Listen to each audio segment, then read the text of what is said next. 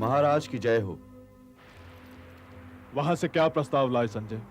महाराज युधिष्ठिर ने प्रतिष्ठित वृद्ध व्यक्तियों के लिए सादर प्रणाम और अनुजों के लिए स्नेह का उपहार भेजा है। महाराज, काम की बात करो राज सारथी संजय। धैर्य से काम लो पुत्र दुर्योधन, धैर्य से काम लो। मेरे धैर्य का कोष रिक्त हो चुका है मामाश्री। अब मैं गदा से काम लेने की सोच रहा हूं। गदाएं उधर भी हैं पुत्र दुर्योधन। जानता हूं पितामह, किंतु यदि पांडवों ने 12 बरस के वनवास को स्वीकार नहीं किया तब तो गदाओं को टकराना ही पड़ेगा। पहले ये तो सुन लो युवराज कि पांडुपुत्र ने क्या संदेश भेजा है। आप बूढ़े लोग जिस युद्ध को टालना चाहते हैं कुलगुरु, वो टल नहीं सकता, क्योंकि मैं युद्ध को टलने नहीं दूंगा। ये पांडव केवल मेरी गदा और मेरे मित्र कर्ण के वाणु की भाषा समझते हैं। सुनाओ राज सारथी, उपप्लव्य से क्या समाचार लेके आए हो? हे महाराजा धीराज, मैंने आपका संदेश ज्येष्ठ कुंती पुत्र को दिया। वहां और कौन कौन था? पांडु परिवार के अतिरिक्त विराट नरेश थे, पंचाल नरेश द्रुपद थे, युवराज धृष्टद्युम्न थे और वासुदेव कृष्ण थे। युधिष्ठिर ने कहा क्या? पहले मैं वो बताता हूं महाराज जो कुंती पुत्र अर्जुन ने युवराज दुर्योधन के लिए कहलवाया था। युधिष्ठिर की आज्ञा लेकर या युधिष्ठिर की आज्ञा लिए बिना? ज्येष्ठ कुंती पुत्र ने उन्हें टोका तो नहीं था महाराज। तो फिर बताओ, अनुज पुत्र अर्जुन ने मेरे पुत्र के लिए क्या संदेश भेजा है? अर्जुन ने मुझसे कहा था महाराज की, हे संजय, उस असभ्य सूतपुत्र कर्ण के सामने दुर्योधन से कहना कि यदि उसने इंद्रप्रस्थ नहीं लौटाया तो अपने कपट, अपनी असभ्यता और अपने अहंकार के कारण वो रणभूमि में किसी सूखे हुए वृक्ष की भांति कटकर गिरा हुआ दिखाई देगा। इसलिए हे संजय, उस मूर्ख को समझाना कि शांति के मार्ग पर चलना सीखे।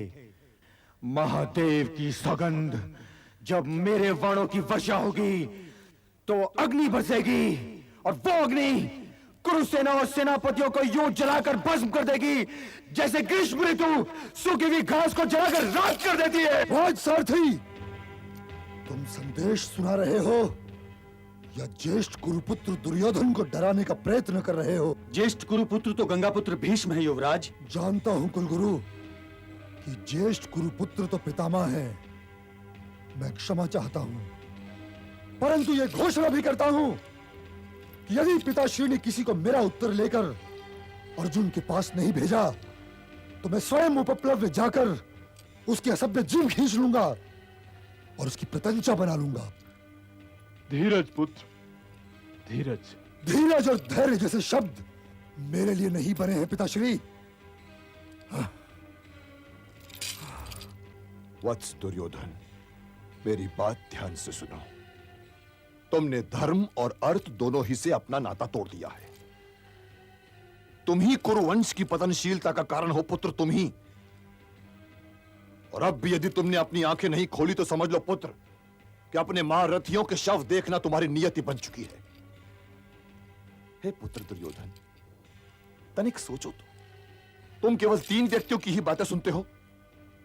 उनमें से पहला है गुरु परशुराम द्वारा शापित ये सूत पुत्र कर्ण, और दूसरा है ये गंधार नरेश कपटी शकुनी, और तीसरा तुम्हारा दुराचारी अनुज दुशासन। क्या इस भरी सभा में सबके सामने यूं मेरी निंदा करना आवश्यक था? आदरणीय पितामह, क्षत्रिय धर्म के पालन के अतिरिक्त और मैंने किया क्या है? मैंने यही शपथ ली है ना कि मैं अपने मित्र दुर्योधन के शत्रु पांडवों का वध करूंगा। और आप ही बताइए कि मैं ये शपथ नहीं लेता तो क्या करता? मैं कूटनीति की मधुर भाषा नहीं जानता पितामह, क्योंकि मैं राजनीतिज्ञ नहीं हूं, योद्धा हूं मैं, और केवल धनुष की भाषा जानता हूं। हे पितामह, एक बात आप ध्यान से सुन लीजिए। मेरी निष्ठा कुरुवंश के प्रति नहीं है, मेरी निष्ठा केवल महाराज और युवराज दुर्योधन के प्रति है। निष्ठा जैसे शुद्ध और पवित्र शब्द का यहां दुरुपयोग न करो अंगराज कर्ण। तुम तो जिस छतनार वृक्ष की छाया में बैठे हो उसी की जड़ें काट रहे हो, और अपनी इस अनिष्ठा को निष्ठा भी कहे जा रहे हो। ना भड़काओ अपने मित्र दुर्योधन को, ना भड़काओ। तुम हो ही क्या, और हम सब मिलकर भी अर्जुन का सामना नहीं कर सकते। उस विराट युद्ध में तुम भी थे और मैं भी था, और तुम्हारा ये मित्र दुर्योधन भी था, जो आज इस सभा में बैठकर ये डींगे मार रहा है कि वो अर्जुन की जीवा काटकर अपने धनुष की प्रत्यंचा बना लेगा। है? हे महाराज, मेरी विनती सुनिए। दुर्योधन की आत्मा में घुसा हुआ शकुनी, दुशासन और कर्ण का ये त्रिशूल निकाल फेंकिए महाराज, निकाल फेंकिए। नहीं तो पूछिए इस कर्ण से कि उस समय कहां था जब गंधर्वों ने दुर्योधन को बंदी बना लिया था।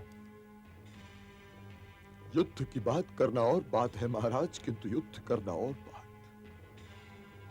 यदि आप चाहते हैं कि आपके पुत्रों की आयु लंबी हो तो उन्हें उनका इंद्रप्रस्थ लौटा दीजिए महाराज।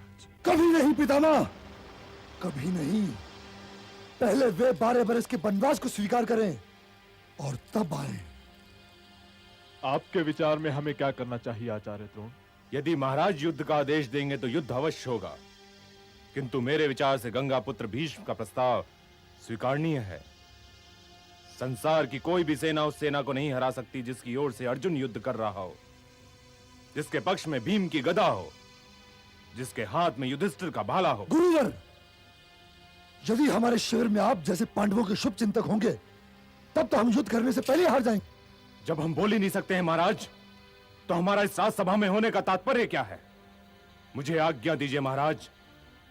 जो शिष्य अपने गुरु का आदर करना नहीं जानता उसका तो कोई भविष्य नहीं है महाराज, कोई भविष्य नहीं है। जब आप आदेश देंगे तो रणभूमि में अवश्य आ जाऊंगा और उस अर्जुन के विरुद्ध युद्ध करूंगा जो मेरा सबसे प्रिय शिष्य है। आचार्य, मेरे हस्तिनापुर को छोड़कर न जाइए आचार्य, ना चाहिए। मैंने आपका विचार जान लिया है आचार्य। विराजिए।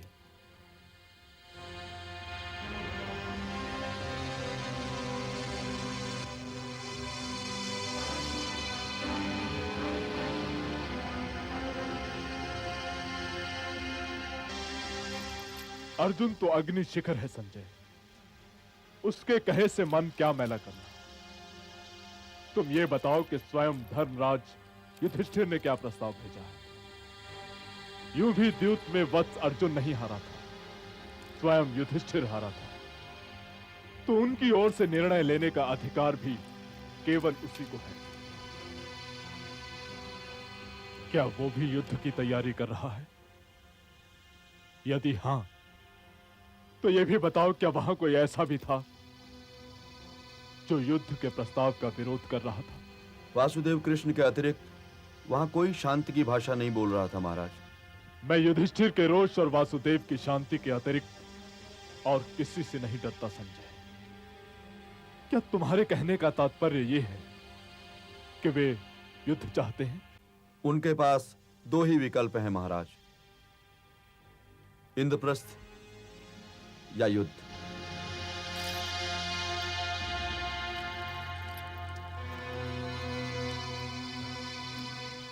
युद्ध में तो हमारी पराजय निश्चित है संजय। इंद्रप्रस्थ दे देना भी पराजय ही है पिताश्री। ये नेत्रहीन धृतराष्ट्र तक अपने 100 पुत्रों के शव देख रहा है संजय, परंतु मैं क्या करूं? यदि इंद्रप्रस्थ मेरे पास होता तो मैं अवश्य प्रिय पांडु पुत्रों को दे देता, परंतु इंद्रप्रस्थ तो दुर्योधन के पास है संजय। इसलिए लगता है कुरुवंश को अपना दुर्भाग्य स्वीकार करना ही पड़ेगा।